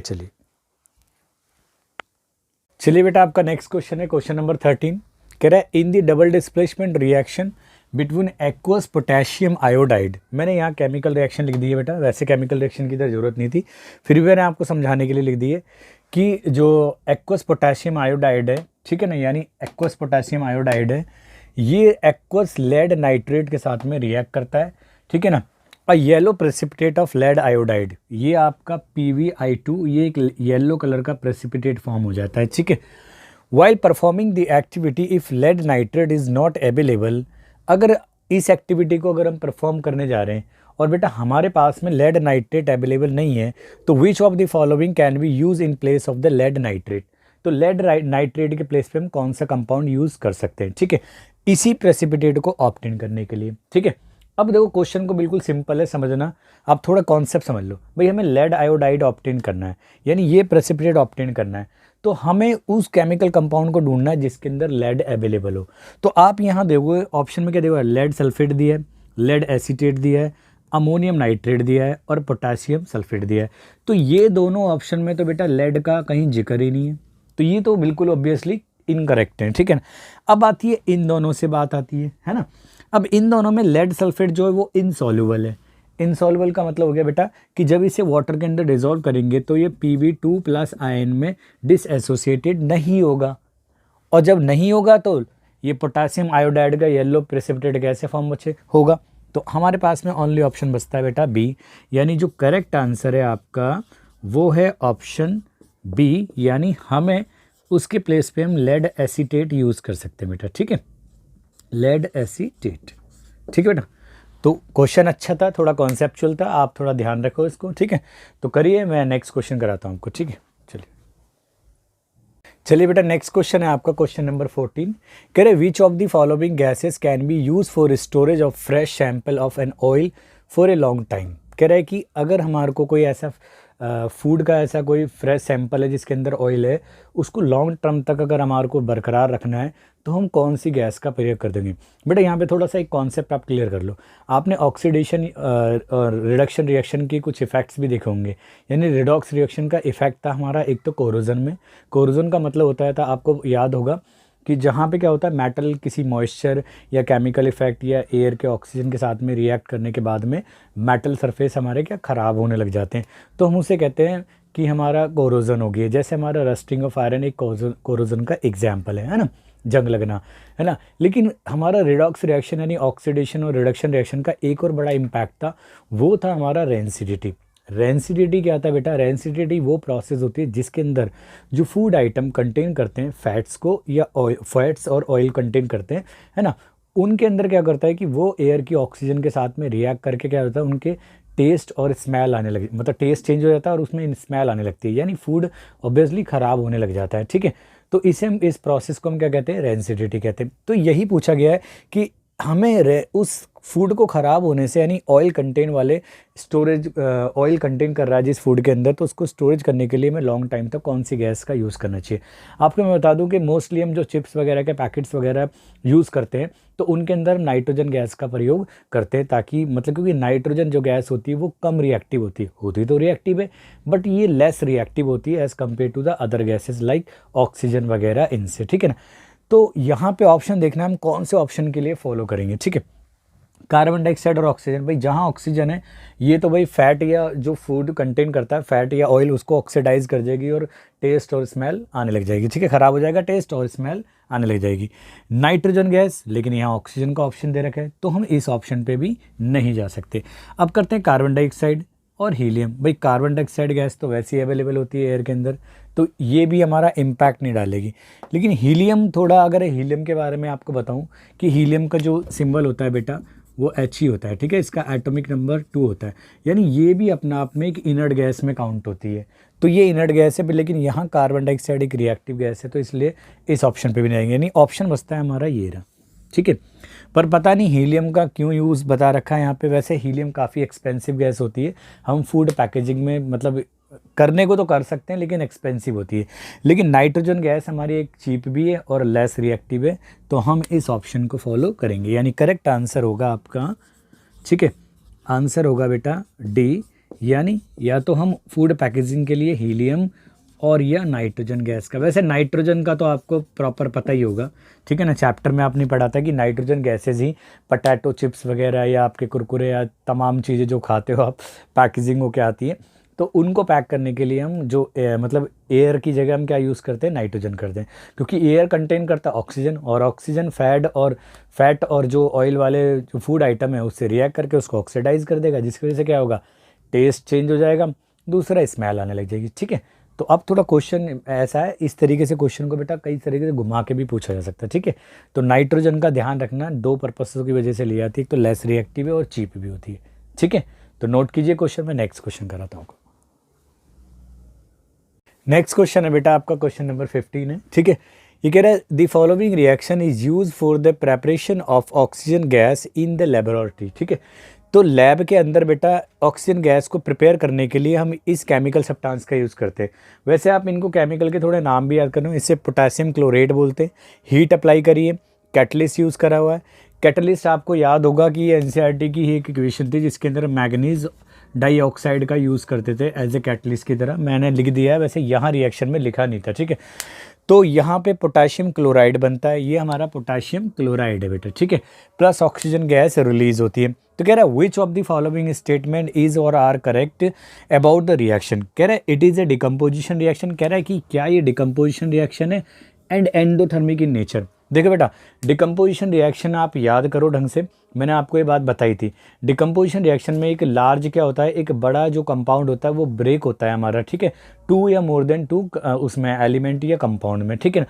तो हमें उस केस के अंदर हमें हीट प्रोवाइड करनी पड़ती है, और जहाँ हम हीट प्रोवाइड करते हैं यानी जहाँ पे हीट एब्जॉर्ब होती है वो हमारी एंडोथर्मिक केमिकल प्रोसेस होती हैं, है ना। तो यहाँ पे हम बाहर से हीट प्रोवाइड कर रहे हैं, तो आपको पता होगा हीट को प्रोवाइड करने के भी 3 मेथड थे हमें। एक तो हमारा डायरेक्ट हीट प्रोवाइड करना, ठीक है, जैसे बर्नर वगैरह थ्रू के। दूसरा लाइट के थ्रू करते हैं जिसको हम फोटो डिकम्पोजिशन कहते हैं। जो हीट के थ्रू करते हैं उसे थर्मल डिकम्पोजिशन कहते हैं। और एक हमारा इलेक्ट्रिसिटी के द्वारा भी हम ब्रेक करते हैं, ठीक है ना, हीट को प्रोवाइड करते हैं। तो ये हमारे क्या होते थे बेटा, डिकम्पोजिशन के मेथड्स होते थे, है ना। तो यहाँ पे हीट यूज़ हो रही है, यूज़ का मतलब होता है बेटा एब्जॉर्ब भी तो होगी वहाँ पे। तो ऑब्वियसली ये क्या है, हमारी एक कौन सी इक्वेशन है, मतलब कौन सी केमिकल रिएक्शन है, ये डेफिनेटली डिकम्पोजिशन तो है, क्योंकि इसमें लार्ज कंपाउंड क्या है, ब्रेक हो रहा है 2 कंपाउंड में, लेकिन हम हीट प्रोवाइड कर रहे हैं तो ये एंडोथर्मिक भी है। तो हम ज़्यादा ऑप्शन पे ना जाएं तो हमें तो यहीं पे अपना आंसर मिल गया ना, decomposition reaction and endothermic reaction nature में। आप ये देखो बी ऑप्शन में कह रहा है it is a combination. Combination तो है ही नहीं कहीं से भी, क्योंकि कॉम्बिनेशन में क्या होता है 2 या 2 से अधिक जो कंपाउंड या एलिमेंट कंबाइन करके एक, ठीक है ना, वो बनाते हैं, सिंगल बनाते हैं हमारे में, ठीक है। बट यहाँ पे तो ऐसा है ही नहीं। अगर तीसरे ऑप्शन पे जाएं, it is a decomposition reaction and exothermic reaction. Exothermic reaction उन्हें कहा जाता है जहाँ पे खुद हीट रिलीज होती है ना बेटा। यहाँ कोई रिलीज का तो कोई सिंबल ही नहीं है, यहाँ एरो के ऊपर का मतलब हमने हीट अप्लाई करी है ना। और कैटलिस्ट मतलब कोई केमिकल सब्सटेंस यूज़ करा है इस इक्वेशन की ग्रोथ करने के लिए, रेट को चेंज करने के लिए, बढ़ाने घटाने के लिए, ठीक है। तो वही होते हैं, कैटलिस्ट का यूज़ होता है। फोर्थ ऑप्शन पे जाएं, it is A photochemical decomposition. यहाँ हीट है। फोटोकेमिकल डिकम्पोजिशन का मतलब होता है बेटा हम लाइट एनर्जी का यूज़ कर रहे हैं, बट यहाँ पे कोई लाइट एनर्जी का तो यूज़ नहीं है, और एक्सोथर्मिक तो है ही नहीं नेचर में। तो हमारा फर्स्ट ऑप्शन में है, यानी आंसर आपका करेक्ट होगा, आंसर होगा ए, कि ये इट इज़ ए डिकम्पोजिशन है ना। एक तो ये डिकम्पोजिशन रिएक्शन है, और दूसरा क्या है बेटा, ये एंडोथर्मिक है, एंडोथर्मिक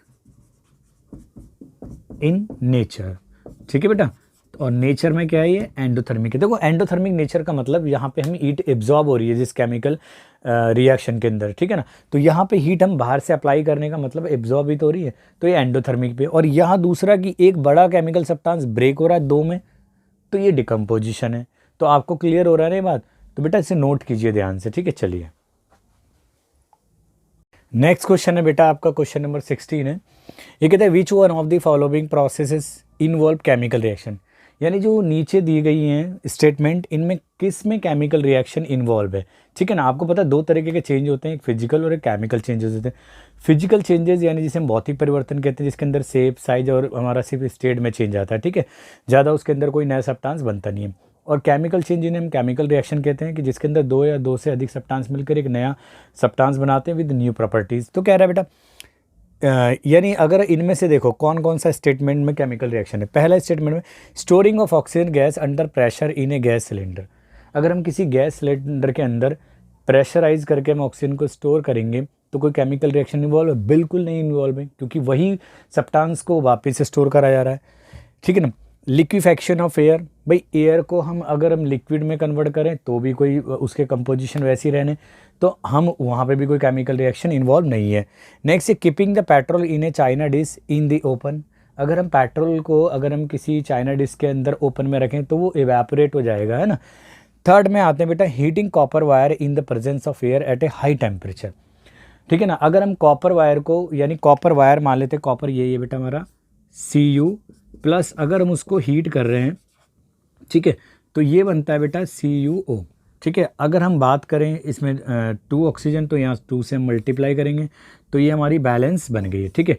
इस केमिकल रिएक्शन की बात करें, नॉर्मली जो हमारा बेटा कॉपर है वो ऑक्सीजन के साथ में बर्न नहीं करता, मतलब नॉर्मली रिएक्ट नहीं करता, इवन बहुत स्ट्रॉन्ग हीट पे भी नहीं करता। लेकिन कब रिएक्शन होती है कॉपर के साथ में, जब हम कॉपर को लॉन्ग टाइम तक स्ट्रॉन्ग हीट प्रोवाइड करते हैं तो उसके बीच में रिएक्शन होती है, तो वो कॉपर ऑक्साइड बनाता है। ठीक है, तो यहाँ पे आपका करेक्ट आंसर है डी, यानी आप ऑप्शन लिख सकते हैं आंसर के अंदर कि भाई सिर्फ इस वाले केस में केमिकल रिएक्शन इन्वॉल्व हो रही है, यानी heating of copper wire in, ठीक है ना, प्रेजेंस ऑफ एयर मतलब ऑक्सीजन से रिएक्ट कर जाएगा एयर से, एट हाई टेम्परेचर। वैसे ही बात बोलनी चाहिए कि इसको टेम्परेचर हाई हो लेकिन लॉन्ग टाइम तक भी उसको बर्न करना होता है। ठीक है ना, तो करेक्ट आंसर आपका बेटा ऑप्शन डी है। ठीक है, तो क्वेश्चन अच्छा था। आप वैसे भी आपने छोटी क्लास में भी फिजिकल और केमिकल चेंजेस के बारे में पता है, तो बेसिकली वही फंडा आपको अप्लाई करना है कि कहाँ पे केमिकल रिएक्शन हो रही है। भाई फिजिकल चेंजेस में नॉर्मली क्या होगा बेटा कि कोई केमिकल रिएक्शन इन्वॉल्व नहीं होती। ठीक है, कोई भी इन्वॉल्व नहीं होती है, इट मीन्स कि वहाँ पे शेप साइज में चेंज आना है ना, वही सब्सटेंस को बस दूसरे फॉर्म में कन्वर्ट करा जाएगा स्टेज वगैरह में। जैसे हम कहें कि जैसे पानी को हमने बर्फ़ में कन्वर्ट कर दिया आइज़ में, या आइज़ को हमने वापस लिक्विड कर दिया, या लिक्विड को हमने वेपोराइज कर दिया, हमने वेपर्स बना दिए, तो यहाँ पे कोई भी चेंज नहीं आ रहा, तो कोई केमिकल रिएक्शन इन्वॉल्व नहीं है। ठीक है ना, लेकिन जहाँ केमिकल रिएक्शन होगी आपको नया सब्सटेंस बन जाएगा नए प्रॉपर्टी के साथ में। ठीक है, जैसे कि यहाँ हुआ एक ब्लैक कलर का, ब्लैकिश टाइप का एक तरह का कॉपर ऑक्साइड सब्सटेंस बन जाता है। ठीक है, तो ध्यान रखना कि केमिकल रिएक्शन हो जहाँ होगी आपको पता चल जाएगा नया सब्सटेंस बनना है। भाई इन तीनों केसेस में तो ऐसा कुछ हो रहा ही नहीं था, ये तो इवेपोरेट ही हो रहा था, और इस केस में तो वही सब्सटेंस को वहीं एक को गैस में प्रेशराइज करके रखा जा रहा है सिलेंडर में, इसका लिक्विफेक्शन करा जा रहा है। लिक्विफेक्शन का मतलब द्रवीकरण करा जा रहा है एयर का, तो यहाँ कोई केमिकल रिएक्शन इन्वॉल्व नहीं है। तो हमारा ऑप्शन कौन सा बचता है बेटा, डी, यानी हीट करने में भी। एक इस टर्म को भी ध्यान रखना कि अगर मेटल को हम हीट करते हैं मैक्सिमम केसेस में, तो कोई मेटल नॉर्मली रिएक्ट कर जाती है, जैसे हमारी सोडियम और पोटाशियम है, उनको तो कैरोसिन ऑयल में रखा जाता है क्योंकि वो नॉर्मली एयर के साथ में बर्न कर जाती है, यानी रिएक्ट कर जाती है ना। तो मोस्ट ऑफ द केसेस में कि यार एयर के साथ में रिएक्शन होती है, कुछ क्या होती है नॉर्मल रिएक्ट कर जाती है कि इनको हाई टेम्परेचर पे रिएक्ट करती हैं ना, तो ये ध्यान रखना आप इसको। चलिए बेटा नोट कीजिए इसे, ठीक है। चलिए बेटा नेक्स्ट क्वेश्चन है आपका, क्वेश्चन नंबर 17 है। कह रहे in which of the following chemical equations the abbreviations represent the correct states of the reactants and products involve at the reaction temperature. कह रहे रिएक्शन टेम्परेचर पे जो भी हमारे रिएक्टेंट और प्रोडक्ट इन्वॉल्व हैं, ठीक है, उनकी करेक्ट जो स्टेट है वो कौन सी इक्वेशन से गिवन है। ठीक है ना, अगर हम बात करें बेटा नॉर्मल टेम्परेचर की, कि जो मैक्सिमम केमिकल रिएक्शन अप्लाई करते हैं या हम केमिकल रिएक्शन होती है, तो हम रूम टेम्परेचर को डिक्लेयर करते हैं। ठीक है ना, तो अगर हम देखेंगे कि पहली इक्वेशन में कि जो हाइड्रोजन है लिक्विड है और ऑक्सीजन लिक्विड है, तब वाटर गैस में बन रहा है, तो ये तो बिल्कुल पॉसिबल ही नहीं है। यहाँ हाइड्रोजन गैस वो गैसियस फॉर्म में है, ऑक्सीजन लिक्विड फॉर्म में, और फिर जो वाटर बन रहा है वो भी लिक्विड फॉर्म में, तो ये भी नहीं है। ठीक है ना, अब नेक्स्ट ऑप्शन है बेटा कि रूम टेम्परेचर पे आपको पता है कि हाइड्रोजन गैस गैसीय फॉर्म में होती है, ऑक्सीजन भी गैसीय फॉर्म में होती है, और जो वाटर बनता है इन दोनों के उससे, तो वो लिक्विड स्टेट में होता है।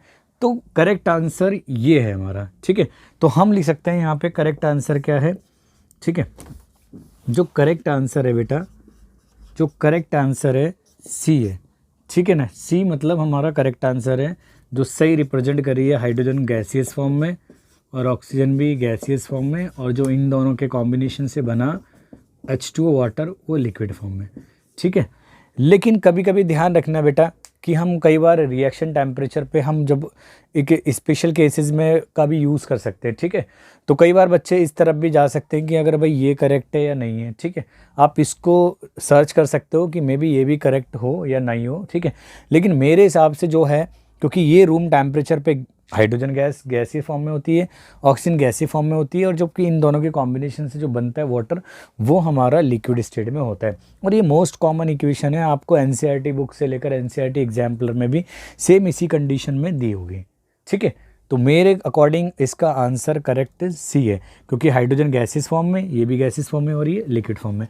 तो आप देखोगे कि जो हम ये स्टेट लिखते हैं ब्रैकेट में, तो ये इक्वेशंस को मोर इन्फॉर्मेटिव बनाने के लिए होती है। जैसे हम एक्वस स्टेट लिखते हैं, लिक्विड स्टेट लिखते हैं, मेटल्स के केस में हम मोस्टली मेटल जो होती हैं सॉलिड स्टेट में होती हैं, कुछ जैसे मर्क्यूरी वगैरह को अगर हम छोड़ दें है ना, तो उनकी स्टेट बगल में लिखी जाती है, जिससे क्या होती है जो इक्वेशन होती है केमिकल इक्वेशन वो मोर इन्फॉर्मेटिव बन जाती हैं। ठीक है, तो चलिए बेटा नोट कीजिए इसको और फिर मैं नेक्स्ट क्वेश्चन कराता हूँ। चलिए बेटा आपका नेक्स्ट क्वेश्चन और यही लास्ट क्वेश्चन है कि which of the following are combination reaction. ठीक है, फिर मैं और भी क्वेश्चन कराऊंगा आपको। ठीक है, फिलहाल अभी यहीं रोकते हैं इसे। ठीक है, कह रहे नीचे जो दी गई केमिकल रिएक्शन है इनमें से कौन सा कॉम्बिनेशन रिएक्शन का एग्जाम्पल है। बेटा आपको कॉम्बिनेशन रिएक्शन के बारे में मैं पहले जानकारी दे दूं। आपको पता होगा स्टार्टिंग में मैंने केमिकल रिएक्शंस की टाइप के बारे में ही बताया था कि कॉम्बिनेशन रिएक्शन उन केमिकल रिएक्शंस को कहा जाता है जिसमें दो या दो से अधिक कंपाउंड या एलिमेंट्स मिलकर एकल यानी एक सिंगल कंपाउंड के फॉर्म करते हैं। ठीक है, तो वही रिएक्शन हमारी कॉम्बिनेशन रिएक्शन कहलाती है। और जहाँ पे एक सिंगल बड़ा कंपाउंड ब्रेक हो जाता है दो या दो से अधिक कंपाउंड्स में, वहाँ आपको पता है डिकम्पोजिशन रिएक्शन होती है। ठीक है, तो बाकी मेरे को आपको पता होगा डिस्प्लेसमेंट, डबल डिस्प्लेसमेंट और रिडॉक्स रिएक्शन भी टाइप है। ठीक है, बट यहाँ पे हमें बताना है कॉम्बिनेशन रिएक्शन कौन सी है। तो आप देखो यहाँ पे कि चलो उसके नाम से क्या लेना, जैसे वैसे इसे को पोटेशियम क्लोराइड बोलते हैं और ये पोटेशियम क्लोराइड बना रहा है और ऑक्सीजन गैस। ठीक है, अब हमें नाम से तो खैर कुछ नहीं क्योंकि हमें कॉम्बिनेशन ढूंढना है। तो इस रिएक्शन में तो एक बड़ा कंपाउंड ब्रेक हो रहा है दो या दो से अधिक कंपाउंड में, यानी ये हमारी कौन सी रिएक्शन है, ये डिकम्पोजिशन रिएक्शन है क्योंकि देखो हीट भी दिख रहा है यूज़ हो रही है। नाउ सेकंड की बात करते हैं, मैग्नीशियम ऑक्साइड और हाइड्रोजन वाटर के साथ में रिएक्शन हो रही है, मैग्नीशियम हाइड्रोक्साइड बन रहा है। तो यहाँ देखो ये दो कंपाउंड रिएक्ट करके एक सिंगल कंपाउंड बना रहे हैं, यानी ये भी हमारी कॉम्बिनेशन रिएक्शन है ना, कह सकते हैं इसे। नेक्स्ट से ये कंपाउंड मिलके दो कंपाउंड मिलके एकल सिंगल कंपाउंड बना रहे हैं, तो ये भी है बेटा हमारी, है ना। यहाँ पे एल्युमिनियम एलिमेंट और ऑक्सीजन जो है गैस रिएक्ट करके एक सिंगल बना रही है। यहाँ पे Zn जिंक और यहाँ पे FeSO4 मिलकर यहाँ पे सिर्फ एक्सचेंज हो रहा है। अगर आप गौर से देखें तो यहाँ क्या हो रहा है बेटा, Zn और FeSO4 में देखो भाई, यहाँ देखो कि ये इसने एक्सचेंज कर दिया है, यानी यहाँ ये Zn मोस्ट मतलब reactive as compared to iron, तो इसने इसको डिस्प्लेस करा है। तो ये तो डिस्प्लेसमेंट रिएक्शन का एग्जाम्पल है। तो हमारे ऑप्शन बचता है बेटा जहाँ पे ऑप्शन सेकंड और थर्ड हो। तो ऐसा ऑप्शन में आप देखो कौन सा हो सकता है। इसमें फर्स्ट थर्ड नहीं, ये भी नहीं है। थर्ड और फोर्थ ये भी नहीं है। सेकंड और फोर्थ नहीं, ये भी नहीं है। तो डी बचता है हमारा आंसर, यानी सेकंड और थर्ड है। ठीक है, तो आपका करेक्ट आंसर है डी, यानी जहाँ सेकंड एंड थर्ड हो। ठीक है बेटा, तो अच्छा क्वेश्चन था। तो बेटा मैंने मोस्टली क्वेश्चन आपको करा दिए हैं इस चैप्टर से रिलेटेड, पूरे इंपॉर्टेंट NCERT एग्जाम्पलर के भी क्वेश्चन है। ठीक है, तो अब आप पेपर के लिए, एग्ज़ाम के लिए, जो आपके अपकमिंग एग्ज़ाम है उसके लिए प्रिपेयर हो और इन क्वेश्चनों को ध्यान से बार बार देखो। कई बार ऐसा होता है वीडियो को बार बार देखते तो क्वेश्चन दिमाग में वैसे ही फिट हो जाते हैं और आप इस तरह के रिलेटेड क्वेश्चन अगर आएंगे तो आप उसको क्लिक से कर दोगे फट से। ठीक है ना, और इन क्वेश्चनों को भी ध्यान रखना क्योंकि ये भी बहुत एक्सपेक्टेड क्वेश्चन है और सेलेक्टेड क्वेश्चन है और एग्ज़ाम ओरिएंटेड है, इसलिए इनके भी बोर्ड के एग्ज़ाम में या आपके किसी भी एग्ज़ाम में आने में कोई कमी नहीं है। ठीक है, ये मोस्टली आते ही हैं और फ्रिक्वेंटली यूज होते हैं क्वेश्चन। ठीक है, तो आई होप आपको वीडियो पसंद आई होगी। तो मिलते हैं आपसे नेक्स्ट वीडियो में और कई सारे ऑब्जेक्टिव और कॉन्सेप्चुअल क्वेश्चन लेके आता हूँ आपके लिए। तब तक के लिए थैंक यू। ठीक है, चलिए बेटा।